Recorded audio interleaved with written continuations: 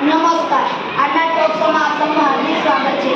મારા આચાર્ય, મારા વાલા શિક્ષક તથા મારા વાલા મિત્રો, આજનો મારો વિષય છે પર્યાવરણ બચાવો, દેશ બચાવો. તો ચાલો આપણે મહેમાનોનું સ્વાગત કરીએ. આપણા પ્રથમ મહેમાન છે પર્યાવરણ વિશે જાગૃત રહેલા વિદ્યાર્થી. આપણા બીજા મહેમાન છે આપણા વિજ્ઞાનના શિક્ષક. આપણા ત્રીજા મહેમાન છે સરપંચ. તો મારો પ્રથમ પ્રશ્ન વિદ્યાર્થી છે વિદ્યાર્થી માટે. પર્યાવરણ એટલે શું? પર્યાવરણ એટલે આપણી આસપાસની હવા, પાણી, જમીન, વૃક્ષો, પ્રાણીઓ, પક્ષીઓ અને સમગ્ર કુદરત. જો આપણે પર્યાવરણને સ્વચ્છ રાખીશું તો આપણું જીવન પણ સ્વચ્છ રહેશે. હવે તો મારો બીજો પ્રશ્ન છે વિજ્ઞાનના શિક્ષક શ્રી માટે.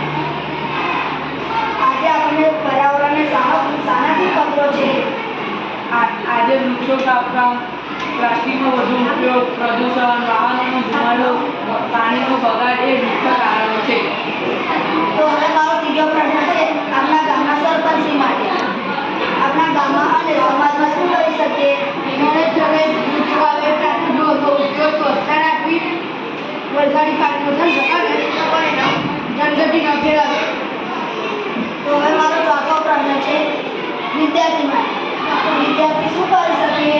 અમે દર વર્ષે વૃક્ષ વાવી શકીએ, પાણી અને વીજળીનો બચાવ કરી શકીએ, પ્લાસ્ટિકની થેલીના બદલે કાપડની થેલી વાપરી શકીએ, શાળા અને પર્યાવરણને સ્વચ્છ, શાળા અને ધરતીની આસપાસને સ્વચ્છ રાખી શકીએ.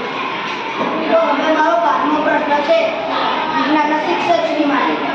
જો આપણે કંઈ ના કરીએ તો આગળ શું થશે?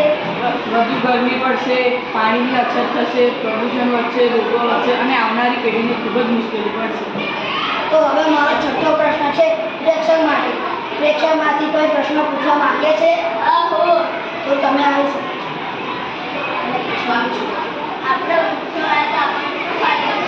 વૃક્ષો આપણને વધુ ઓક્સિજન આપે છે, છાંયો આપે છે અને વરસાદ લાવવામાં પણ મદદરૂપ કરે છે. વૃક્ષો પ્રદૂષણ પણ ઘટાડે છે. તો ચાલો આપણે સૌ મળીને સંકલ્પ લઈએ. આપણો જમણો હાથ આગળ લાવીશું. પાણી બચાવીશું, વૃક્ષો વાવીશું, વીજળી બચાવીશું, પ્લાસ્ટિકનો ઓછો ઉપયોગ કરીશું, વૃક્ષો વાવીશું અને પર્યાવરણનું રક્ષણ કરીશું.